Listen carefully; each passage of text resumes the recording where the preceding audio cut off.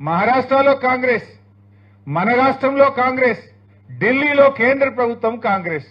3 చోట్ల కాంగ్రెస్ ప్రభుత్వం ఉన్నా తమ్మిడిహట్టి దగ్గర బ్యారేజీకి అంతర్రాష్ట్ర ఒప్పందం జరగలేదు.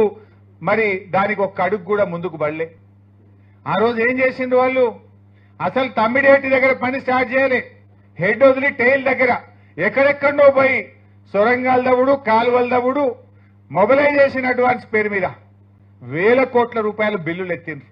పని చేయకుండానే సర్వే మొబిలైజేషన్ అడ్వాన్స్ల పేరు మీద 2700 కోట్ల రూపాయలు బందికొక్కుల్లాగా దోచుకున్నటువంటి ప్రభుత్వం ఆనాటి కాంగ్రెస్ ప్రభుత్వం. అసలు తమ్మిడిహట్టి దగ్గర అగ్రిమెంట్ లేదు.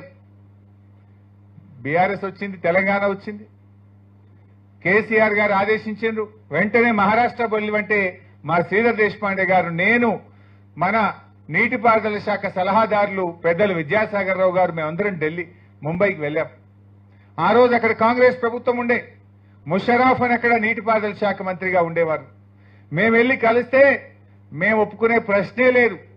7 ఏళ్లు గత కాంగ్రెస్ ప్రభుత్వం మీ రాష్ట్రం అడిగితేనే ఒప్పుకోలేదు, ఇప్పుడెట్లా ఒప్పుకుంటాం, మాకు 6 నెలలైతే ఎలక్షన్ ఉంది, సవాలే లేదు పో అన్నారు.